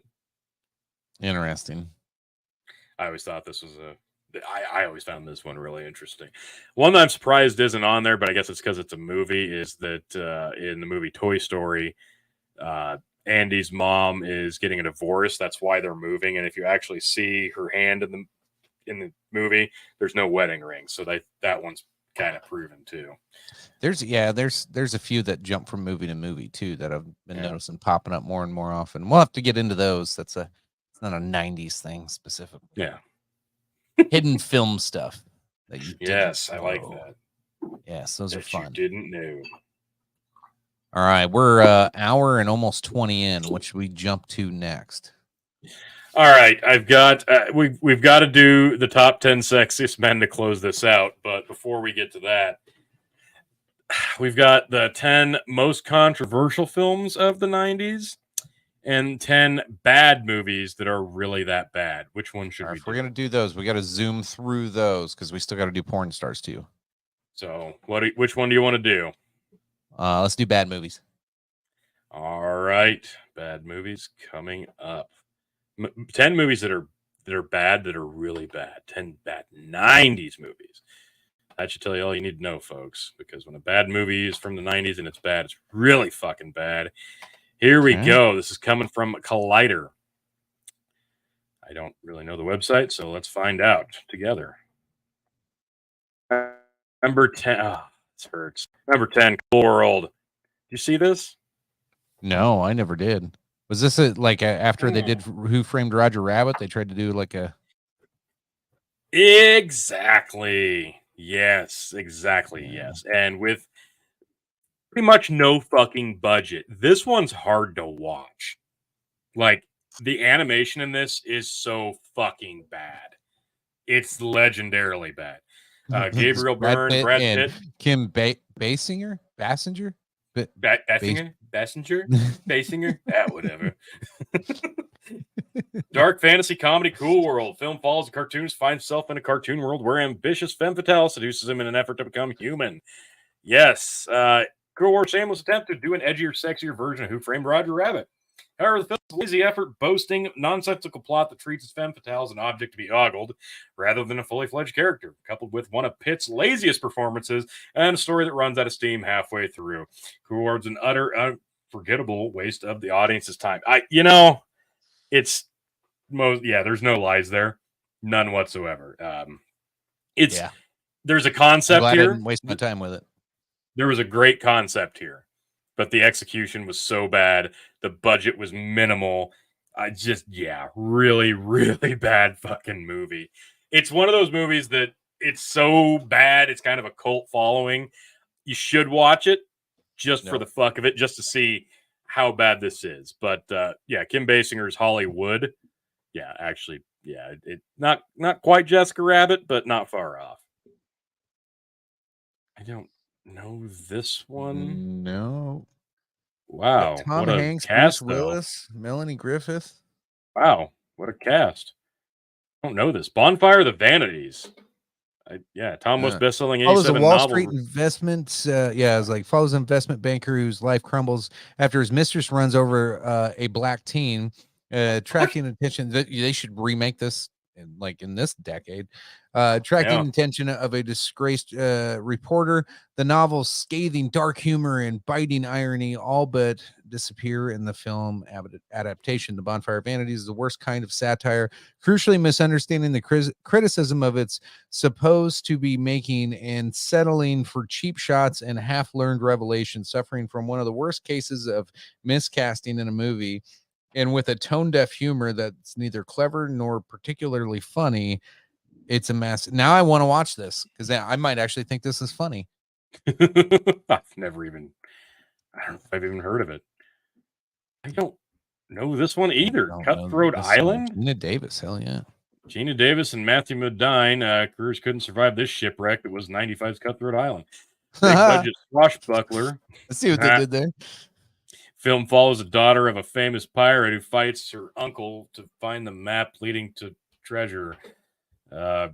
Cutthroat Island's notoriously troubled production, multiple rewrites, already paper-thin screenplay, casting changes, delays, issues, budget exploded. Worst part. Oh, so it's Pirates of the Caribbean before Pirates of the Caribbean. Yeah. Worst part, it's forgettable and dull, devoid of life, charm, or thrills.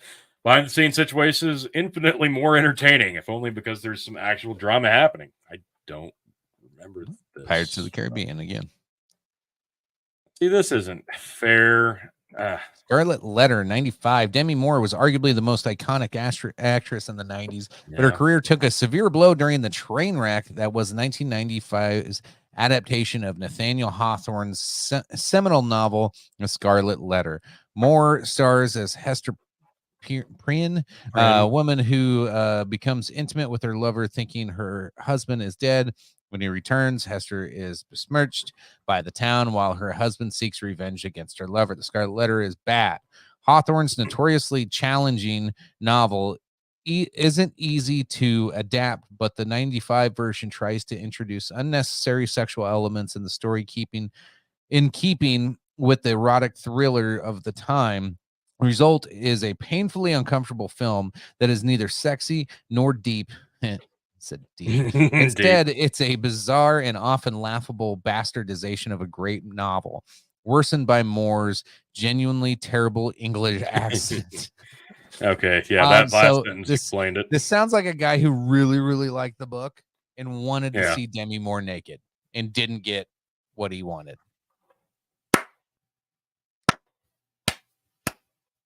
That's what that review sounded like to me.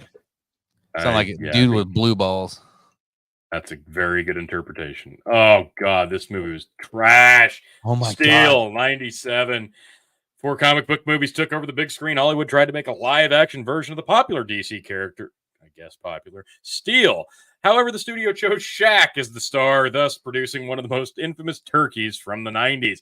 It's hilariously bad, does itself no favors by using new characters and rejecting everything that made the comic book popular, lacking a spectacle that makes most superhero fare enjoyable, and featuring O'Neill's unfortunate performance.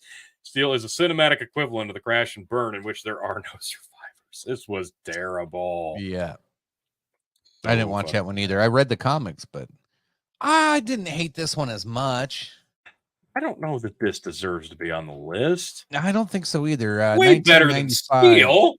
Judge Dredd. Few actors critically panned career through the 90s as Stallone.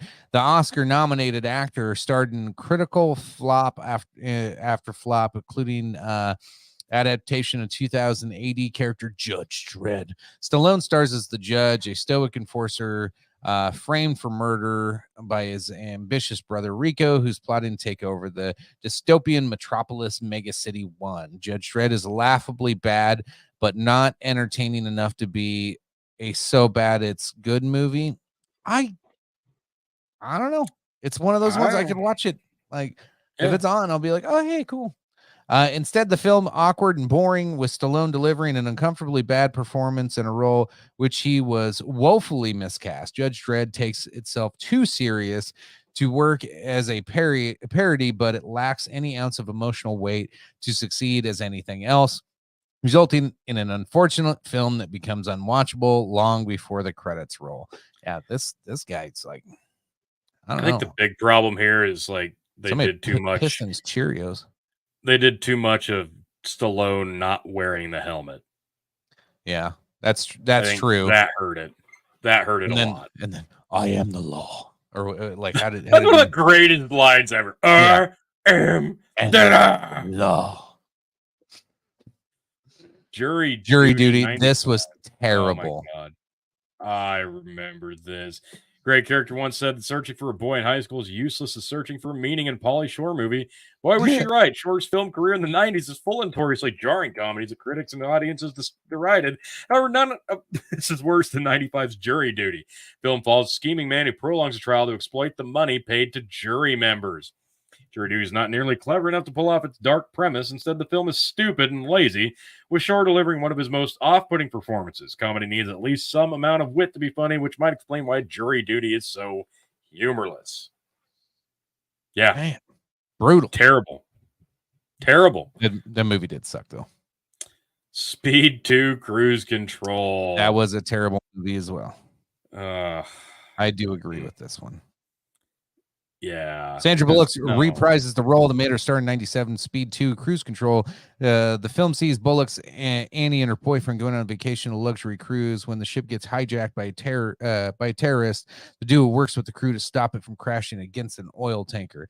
Like when you struck gold with the bus like Speed. You're like, oh man, like that's crazy. And they like have a hot wire and you got to stay above, a certain speed. Otherwise it blows up. They're like, hey, let's do that same movie plot, but let's do it on a boat. Slower. Yeah. However, the promise was that the worst possible follow-up, replacing the fast-paced chase from the original with a slow-moving cruise in the middle of the ocean with hilariously terrible dialogue and nearly non-existent action sequences. It wouldn't be an overstatement to call Speed 2 one of the all-time worst sequels. I agree. Oh my God. Another Stallone. Stop or my mom will shoot. Stallone might be the king of bad 90s movies. His resume throughout the decade has enough turkeys for a Thanksgiving feast, but none is worse than spectacularly terrible 92 comedy Stop or My Mom Will Shoot. Stallone stars opposite Estelle Getty of, I believe, Golden Girls fame, right? In a story about a cop whose professional and personal lives are upended by his overbearing mother. It's a bad movie in every sense of the word, unfunny and outright moronic. The film wastes the American treasure that is Estelle Getty, saddling her with an annoying character that might make audiences scream in exasperation. By the time Stallone delivers the titular line, the film has already confirmed itself as one of cinema's greatest train wrecks. However, unlike the unfortunate film Stop or My Mom Will Shoot, has no redeeming qualities whatsoever. I remember this one, though. There's a funny scene where she cleans his gun in the sink and he gets all pissed off. Oh, God. And then it's one of those movies. Stop, or my mom will shoot. They say the fucking line in the God. Yeah. Oh my God. I don't remember this. The original Avengers. Yep, I kind of do. In the pantheon of truly awful movies, 1998's The Avengers has a place of honor. Based on the eponymous 1960s British series, The Avengers stars Ralph pianist, and Uma Thurman as John Steed and Emma Peel, two secret agents who going against Sean Connery. Sean Connery's Sir August Day Winter, a mad scientist planning to control the Earth's weather. Wetter.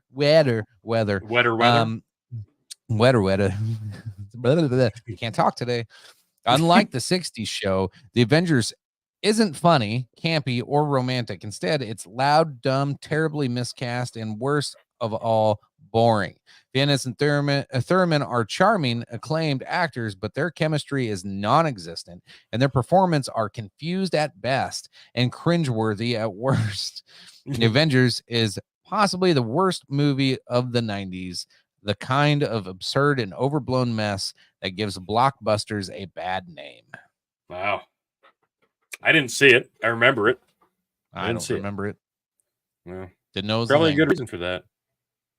Yeah. Yeah. There you go. Don't watch those, folks. I don't know. Yeah. Maybe Judge Dredd, but other than that, yeah, terrible movies. Wish I'd seen more of them. Now, I guess I don't wish it, but yeah, there's some of them I'm like, well, I'm glad I didn't watch that. They could have listed like all the Pauly Shore movies, really. I don't know. Some of them I'd watch again. They forgot Biodome. Yeah, and what was the Biodome? other I actually really like Biodome. Son-in-law is the one I can't. Son-in-law was okay. What about like Carrot Top when he got into movies? Shit. Yeah, those were probably worse than Pauly Shore. Oh my god! And then he got ripped. Yeah, which is creepy. Fucking jacked. Jacked Carrot Top. Creepy. Yeah. Anyway. All right. Where do you want to go from here, motherfucker? Where do you want to go? Well, we got to squeeze a lot in 30 minutes. So what's the other quick hitting list that you had? All right. So we've got you got another quick hitting list. Then we got sexy men and then porn stars, right? All right. Let's do it. All right. So I've got the top 10 most controversial films of the 90s. This is probably going to be objective. I'm betting we'll probably disagree with a lot of this, but we're gonna go through it and see. I'm already kind of questioning. Pussies. Yeah. Let's see here. Get rid of all these Madeline fucking ads. Arnott is the author of this article, so we'll see. This is coming from CBR.com. All right, let's start. We're skipping the intro. Child's Play 3 was linked to murder. Dude, what? All of them were. What the fuck is that? Okay. Child's Play 3 was a disappointment to the fans. They believe this installment didn't come close to the others, and the negative reviews and low approval rating reflected this. What made this film go from disappointing to controversial, however, was the investigation into whether it influenced the murder of James Bugler. From there, despite the conclusion proving the film had no links to the murder, Child's Play 3 was tainted, and many countries refused to broadcast it during regular programming. Remains controversial to this day because of the investigation. I guess I didn't know any of that. Yeah. Interesting. What? Okay. What? Eyes Wide Shut, shrouded in mystery and fear. Eyes Wide Shut is one of the most controversial films ever. There are many conspiracy theories linked to it, and people believe that Stanley Kubrick had a clear message in creating it. Kubrick died shortly after viewing the film for the first time, which only exasperates rumors. There are hints at the Illuminati and its activity in this film. Also, strange symbolism, rituals, and hints that the story has a basis in reality. Even over 20 years after its release, Eyes Wide Shut is still applied in real life situations such as Jeffrey Epstein case. So yeah, it's all about occultism and weird rich sex cults and like this is commonly referenced. Well, yeah, it's how's that? I mean, yeah, that's not conspiratorial or like controversial. Bohemian Grove is real, dude. Like, yeah, like none of. Yes, we know. Like Kubrick tried to hide tips of the hat to real life in his films. Like that's proven. That's what he did. Yeah, that's what he did. This is not controversial. It's not controversial. I guess it's controversial to people who don't want it to be found. Yeah, there you go. The underlying theme of Aladdin. Oh, this ought to be good. Aladdin has been widely criticized for its use of ethnic stereotypes. Jesus fucking true. Well, it did though. Yeah, but as well as the bad guys and villains all have exaggerated Arabian facial features, where that's all Disney movies, though. Yeah, but you can't do it to brown people. I guess. Whereas Aladdin, the hero, is a paler and no, he's not. Not really. Paler and essentially is drawn as an American. No, he's drawn like Tom Cruise because Tom Cruise is the sexiest actor at the time. True. That's proven. And Aladdin is who viewers are meant to root for and support. No shit, he's the title character. The fuck is this? Villainization of Arabian features? No. And an appearance is incredibly problematic as there are many of the lyric lines such as where they cut off your ear if they don't like your face and it's barbaric, but hey, it's home are considered inherently racist and incredibly insulting. But accurate. We're not looking for accuracy. We're looking for making sure Tony, we're sensitive to other cultures here. Okay. Here on the Dog and Chicken Show, we're very sensitive to all cultures. I need you to be more inclusive and sensitive to other people's feelings and their lived experiences. Okay. You're starting to scare me right now. I'm going to have to go sit in my safe space. Here's a good one. Go ahead. Lolita's relentless illegal pursuit. I have no idea what this is.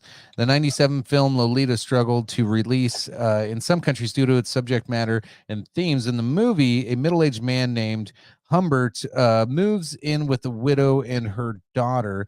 Due to his sexual attraction to the child, Humbert pursues Lolita and presents her a relationship to the world as father and daughter. In 96, 6-year-old beauty queen JonBenet Ramsey was killed. And around the same time, there was a crackdown on child pornography and harsher sentences for convicted pedophiles. Here. Therefore, the film was kept off screens where possible. Today, the book remains controversial due to modern day society recognizing the detrimental effects of child abuse. This has nothing to do with Lolita Express either, does it? Well, no, that's where the term was coined, I believe, is from the book Lolita. That's why a young girl is always referenced as a Lolita.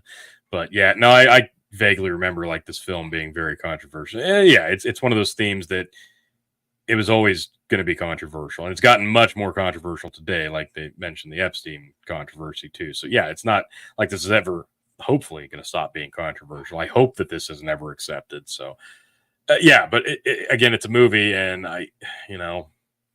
it's an uncomfortable topic. That's why people didn't really feel comfortable watching it. So yeah, it makes this. I never did look up why they called it the Lolita Express. I'm just trying to confirm. I'm guaranteeing that's why. Yep. Oh, Reservoir Dogs had fans walking out.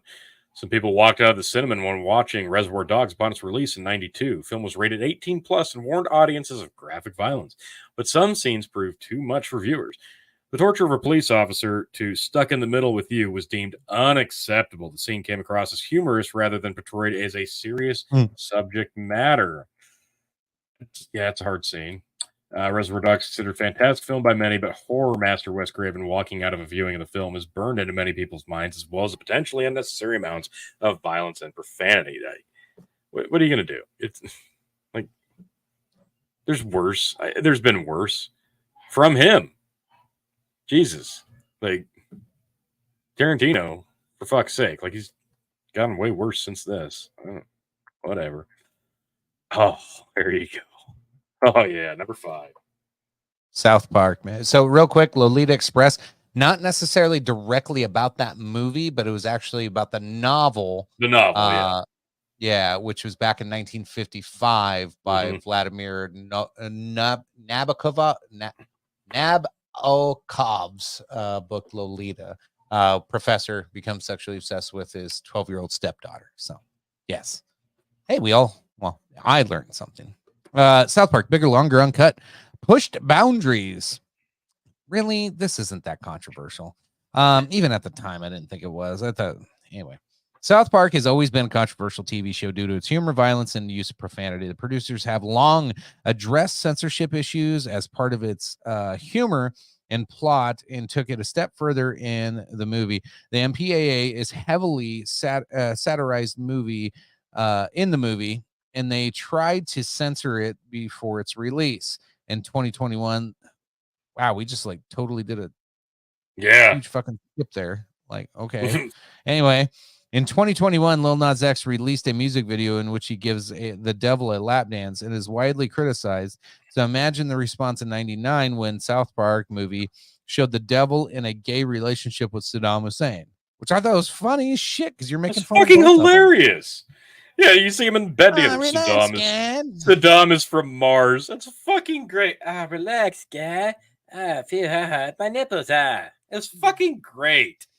It's hilarious. And the fact that the devil's the woman in the relationship. Bitch, it just, it's fucking hilarious. It was brilliant. Like South There's Park, so much movie. meta humor in the whole thing where he's sitting there reading a book, wearing his glasses, like, so God, Saddam, why you always have to be like that?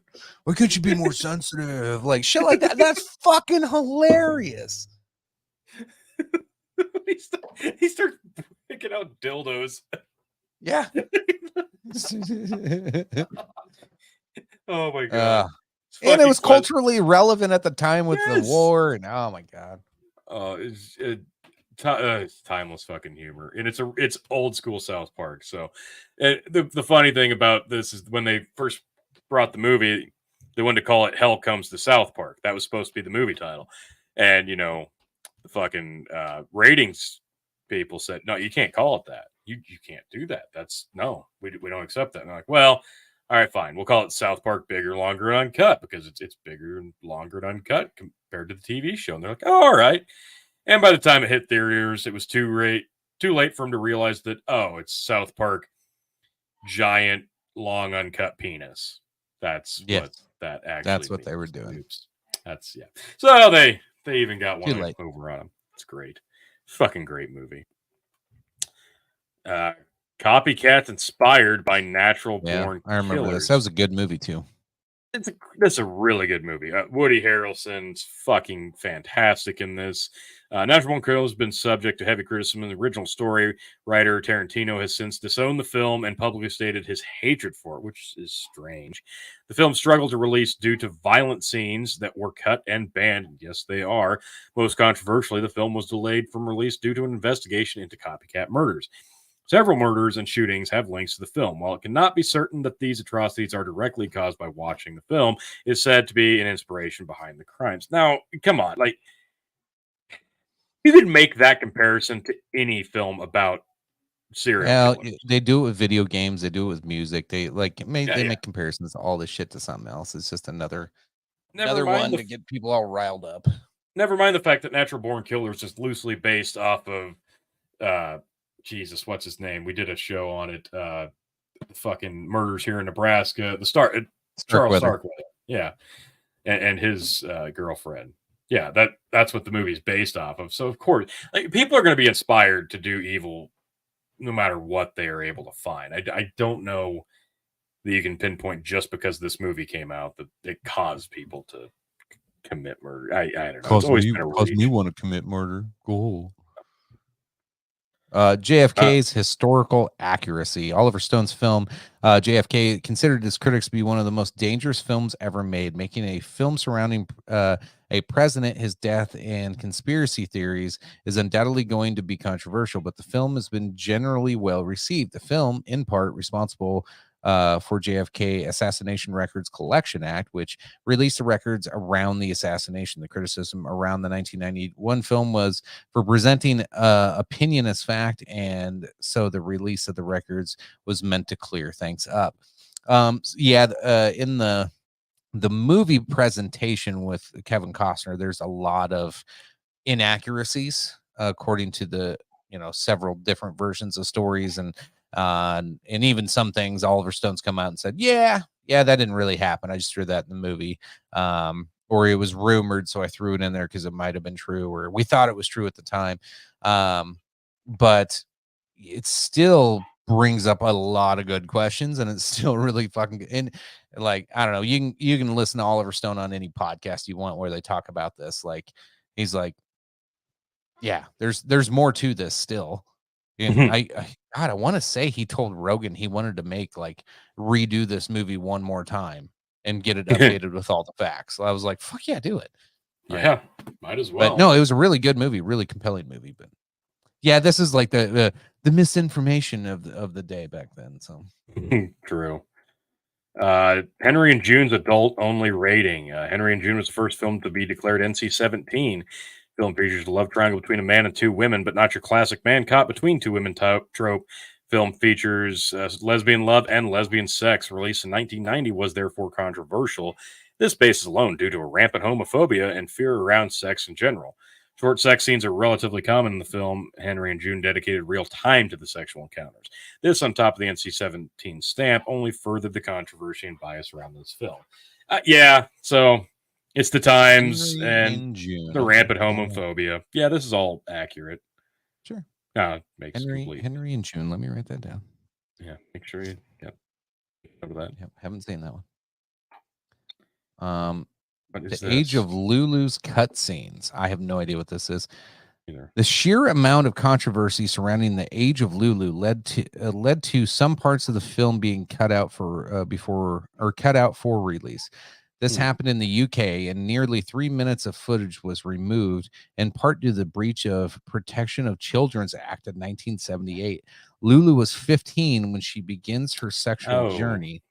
The film also features gay sex, a trans person, and sex work, all of which a 90s audience was not particularly open to. The film, while controversial, is considered a revolutionary piece of cinema and hailed as groundbreaking for sexual liberation and expression. I would be on board if it wasn't a 15-year-old. Okay? Yeah, it's you lost me. Lulu is 15. Yeah. Okay, over.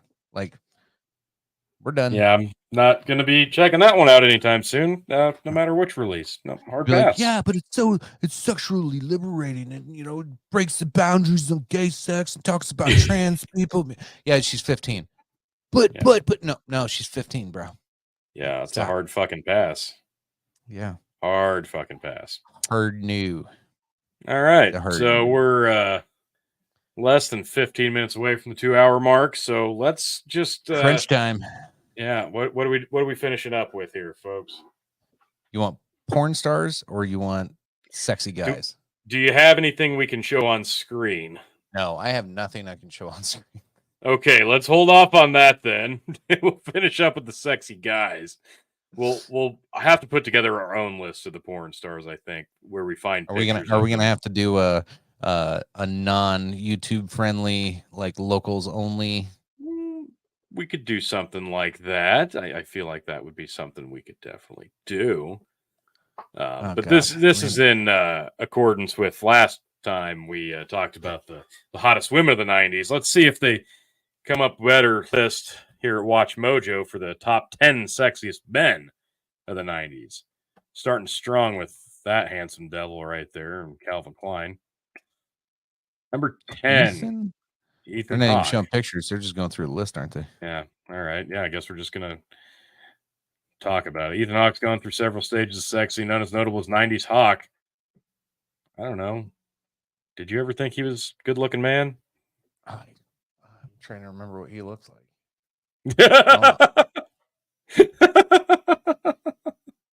Ethan Hawke. Oh, God, no. Yeah, I never thought he was an attractive dude. Women watching, please let us know. Yeah. All right, Ethan Hawke. Okay, Pierce Brosnan. Now that goes without saying. Yeah. You played Bond. Yeah. Yeah, if you get to play Bond, you gotta be a handsome sumbitch. Play Bond. That's not even fair.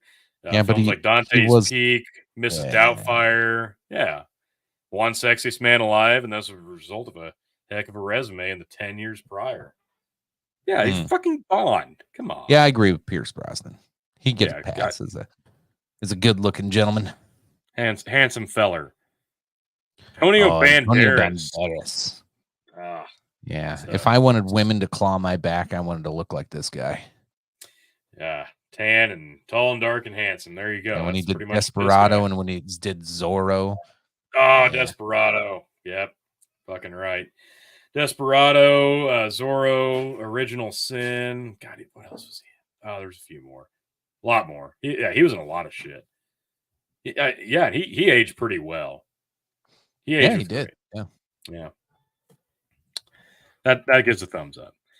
Richard Gere. This is one I get. What did he look like in the 90s? He looked old in the 90s.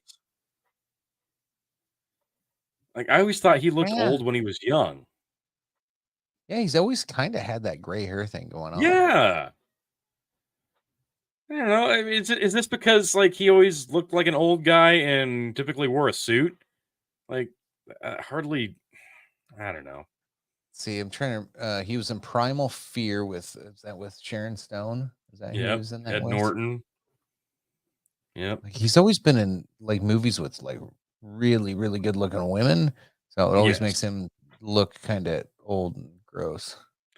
Yeah. I mentioned Chicago. He was really good in Chicago. Yep. That's okay, fair. like old school Richard Gere. Hold on. This is pre-90s. I gotta share this. That's hold not on fair, though. then. Yeah, but I've never seen this. Okay. He was a good-looking dude back then. That was like dark 80s. hair, big jawline. All right, I can see that. But yeah, I can see where. Yeah, but that's pre-90s. All right. Yeah, I don't know. Val Kilmer. There was like a small window. Batman. Yes, 1000%. Yes, like there's a small window, and I don't even know if it was when he played Batman, where Val Kilmer was a good-looking son of a bitch. Look, not everyone wants to spend his entire career as a sex symbol. Some may choose to make us drool for a decade or two and focus on other things after that. Sure, man's got some city miles on him these days, but Kilmer had the best jawline in Hollywood. That's debatable in the 80s, 90s. Tombstone. That's what else he was in. Yes, that's when. It's not easy to work opposite of Tom Cruise in his prime, but he managed to do that and produce a slew of steamy, notable roles in years following, such as Jim Morrison, The Doors. Forgot about that. And Bruce Wayne and Batman Forever. But yeah, I would say Tombstone was probably his. He was in True Romance too. There was a very small window where I think he was actually a good looking dude. Other than that, he's always kind of looked bloated to me, but I digress. Marky Mark. I think he's better looking today than he was then. Probably. He's definitely toned up a lot more. Oh, yeah. I think he's a much better looking dude now than he was in the 90s. Because what? Yeah, he was an underwear model. He was Dirk Diggler. 90s Boogie movies. Nights. All right. He was Dirk Diggler. Yeah. No, that's fair. Yeah. Fair. He was in Basketball Diaries. God, what else was he in? Trying to look it up. He's been a lot of shit. Yeah. This one makes sense. We'll give it to him. All right. Yeah. This is Will Smith. He was jiggy. Oh yeah. Young dude on Fresh Prince, and then he broke out into movies. I mean, yeah, this guy was always a suave son of a bitch and just always had that look. So he's one of the most iconic men in America up until he slapped Chris Rock. Yeah. Fact. True. Until that 100% moment. True. Most of us were willing to look past him being a cuck. Yeah. Because of how much good stuff he brought us in the past. We were like, he married some crazy bitch, but we still love you, Will. And then he slapped Chris Rock, and we're like, no, dude, you got problems. Fuck off. Yeah, he lost a lot of goodwill from everybody over that. Yeah, good looking dude. This one, Keanu Reeves. He is old as my father-in-law. We were talking about this. He's like in his mid-60s. Can you believe that? No, I can't. Bill and Ted's Excellent Adventures. What else was in the 90s? He started the Matrix trilogy. Matrix. Yeah. John a lot Wick, of good ones. Obviously. Like a lot of good ones. He's in so many things. Constantine. What is it? The vampire movie. What is it? I can't think of it. With De Niro. Yeah. Oh yeah. Yeah, I know what you're talking about. I can't think of it. Yeah, this dude's like, he's I don't know. gonna He's go always down as played the great. same role because he has one role. He just puts it in different movies. Well, but it used to be his old role used to be, whoa, dude, yeah, and now it's like super badass. yeah, super badass Keanu Reeves. Yeah, all right. I'll give him a pass because of that. Johnny Depp. Like, yeah, I genuinely just don't care about this guy. yeah, And the yeah. most fun I've had with him was his trial with Amber Yep. Heard. Yep. But I can never get over Fear and Loathing. His performance in Fear and Loathing was Top amazing. Tier. Top tier. I don't know. Like Johnny Depp, I've never found him to be a handsome man, but I know other women probably do. But he's always looked dirty to me, no matter what the role. Trying to see what else. What else was he in the 90s? Sleepy Hollow. He was in a lot of stuff. He's been in so many fucking movies. He was originally in Nightmare on Elm Street. It was like one of his first movies, wasn't it? That's right. That was his acting. He was the guy that got killed in the waterbed, I think. Yep, he goes into the bed and the blood shoots out. Yep, that's right. Before they revealed their number Crybaby. one. Remember Crybaby? God, I hated that movie so fucking much. Maybe that's why I've never found him attractive, because I hated he busted out some other great ones. Fucking Blow. Holy shit, that was a good movie. He's got some fucking great ones and some terrible. He's got some bangers out there for sure. Before they reveal their number one pick, here's some honorable mentions. Kurt Cobain. That's just because he. Speaking of bangers. Nick Carter. No, I'm going to disagree with that one too. Yeah. Ryan Phillippe. Nope, hard pass. Number one. For the 90s, Leo. yeah, it had to be Leo. Oh, Leo. Yeah. Basketball Diaries. I already mentioned that one. That was like his big one. Romeo and Juliet, Titanic. Yep. No, that checks out. Like, this guy is. Yeah, Romeo and Juliet really put him over the top. Yeah. No, this makes perfect sense. I'm kind of shocked. They mentioned Tom Cruise on the list, but he's not on the list. How is he not on the list? For the 90s, yeah, especially Mission Impossible. Mission Impossible, he did so much shit, yeah. They bring him up, and he's not even on the list. I would give it to both Tom and Leo, though. Like, both top tier, hottest dudes in the 90s for sure, right?